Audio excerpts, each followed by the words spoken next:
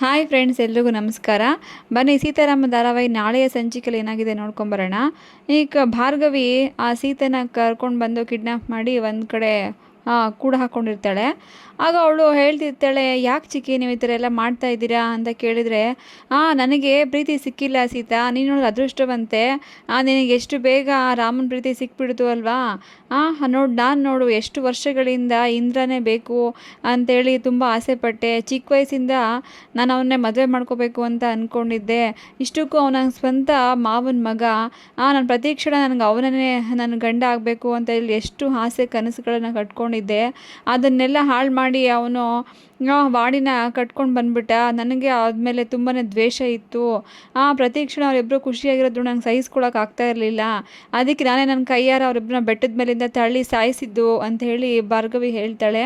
ಆಗ ಅವಳು ಸೀತಾ, ಅಲ್ಲ ಚಿಕ್ಕಿ, ನೀವು ಎಷ್ಟು ಕ್ರೂರವಾಗಿ ರಾಮನ ತಂದೆ ತಾಯಿನ ಕೊಲೆ ಮಾಡಿಬಿಟ್ರಿ ಅಲ್ವಾ.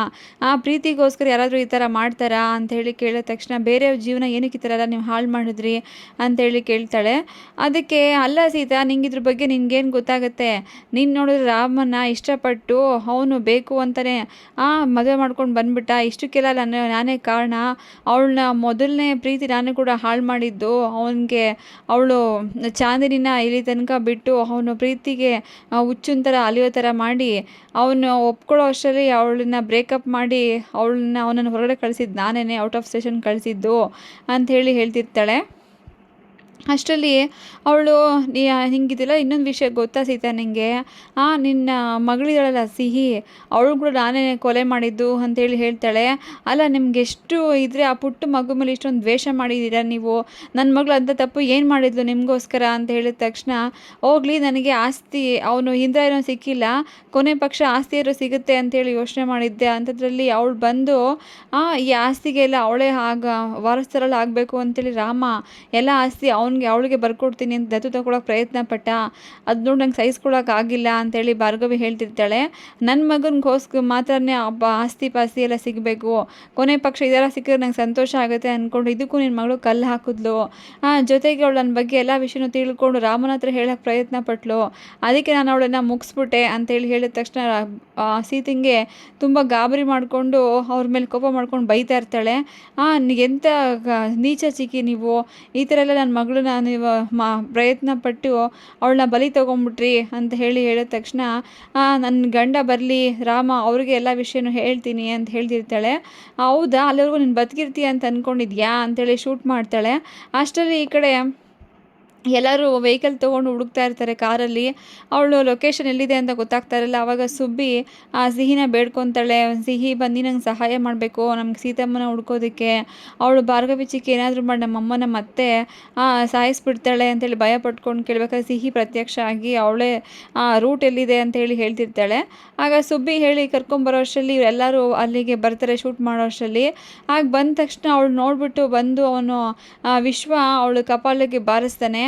ಅದಕ್ಕೆ ಹೊಡೆದ ತಕ್ಷಣ ಅವರು ಎಲ್ಲರೂ ಬಂದು, ಯಾಕೆ ಚಿಕ್ಕಿ ನೀವು ಈ ಥರ ಎಲ್ಲ ಮಾಡ್ತಿದ್ದೀರಾ ಅಂತ ಹೇಳಿದ ತಕ್ಷಣ ಇವಳು ಎಲ್ಲ ವಿಷಯ ಬಾಯಿ ಬಿಡ್ತಾಳೆ. ನಾನು ಇಷ್ಟಪಟ್ಟಿದ್ದೆ ಇಂದ್ರನ, ಅದು ನನಗೆ ಸಿಗದಿರೋ ಕಾರಣಕ್ಕೆ ನಾನೇ ಅವಳನ್ನ ಬೆಟ್ಟದಿಂದ ತಳ್ಳಿದ್ದು, ನಾನೇ ಸಿಹಿನ ಕೊಲೆ ಮಾಡಿದ್ದು ಅಂತೇಳಿ ಎಲ್ಲನೂ ಅವಳು ಭಾರ್ಗವಿ ಒಪ್ಕೊಂಡ್ಬಿಡ್ತಾಳೆ. ಆಗ ಅವನು ಬಂದ್ಬಿಟ್ಟು, ರಾಮ, ಅಲ್ಲ ಚಿಕ್ಕಿ, ನಾನು ಇಷ್ಟು ವರ್ಷದಿಂದ ನಿಮ್ಮನ್ನು ತಾಯಿಗಿಂತ ಹೆಚ್ಚಾಗಿ ಪ್ರೀತಿ ಮಾಡಿದೆ. ನಾನು ನಿಮ್ಮ ಸ್ವಂತ ತಾಯಿ ಅಂತಲೇ ಅಂದ್ಕೊಂಡಿದ್ದೆ. ನೀವು ನೋಡಿ ಈ ಥರ ಎಲ್ಲ ಮೋಸ ಮಾಡಿದ್ದೀರಾ. ನಮ್ಮ ಅಪ್ಪ ಅಮ್ಮ ಏನು ತಪ್ಪು ಮಾಡಿದರು, ಅವ್ರನ್ನ ಯಾಕೆ ಕೊಲೆ ಮಾಡಿದ್ರಿ. ನನ್ನ ಬಂಗಾರದಂಥ ನನ್ನ ಮಗಳು ಸಿಹಿ, ಅವಳನ್ನ ನಿಮ್ಮ ಕೊಲೆ ಮಾಡೋಕ್ಕೆ ನಿಮ್ಮ ಮನಸ್ಸಾದರೂ ಹೇಗೆ ಬಂತು ಅಂತ ಇಲ್ಲಿ ಹೇಳಬೇಕಾದ್ರೆ, ಹೌದು, ನನಗೆ ನಿಮ್ಗಳ ಮೇಲೆ ದ್ವೇಷ ಇತ್ತು, ಅದನ್ನು ಈ ಮೂಲಕ ತೀರಿಸ್ಕೊತಾನೆ ಇದ್ದೆ. ನನಗೆ ನಿನ್ನ ಪ್ರತಿಕ್ಷಣ ನೋವು ಅನುಭವಿಸ್ಬೇಕಾದ್ರೆ ನನಗೆ ತುಂಬಾ ಖುಷಿ ಆಗ್ತಾಯಿತ್ತು ರಾಮ ಅಂಥೇಳಿ ಹೇಳ್ತಿರ್ತಾಳೆ. ಈ ಕಡೆ ಅವಳು ಮಾವನ ಹತ್ರ ಬಂದ್ಬಿಟ್ಟು, ಯಾಕೆ ಭಾರ್ಗವಿ ಈ ಥರ ಎಲ್ಲ ನೀನು ತಪ್ಪು ಕೆಲಸ ಮಾಡಿದೆ ಅಂಥೇಳಿ ಕೇಳಿದ್ರೆ, ಅಲ್ಲ ಮಾವ, ನಿಮಗೆ ವಿಷಯ ಗೊತ್ತಿರಲಿಲ್ವ ನಾನು ಎಷ್ಟು ಇಷ್ಟಪಡ್ತಾ ಇದ್ದೆ ಇಂದ್ರನ ಅಂತ. ಅದೆಲ್ಲ ಗೊತ್ತಿದ್ದು ನನಗೆ ಯಾಕೆ ನೀವು ಮದುವೆ ಮಾಡಿಸ್ದೆ. ಈ ವಿಶ್ವ ದಂಡಪಿಂಡ, ಅವನು ಯಾವುದಕ್ಕೂ ಪ್ರಯೋಜನ ಇಲ್ಲ ಅಂತ ನನಗೆ ಕಟ್ಬಿಟ್ಟಿದ್ದೀರಾ ನೀವು ಅಂಥೇಳಿ ಹೇಳ್ತಿರ್ತಾಳೆ.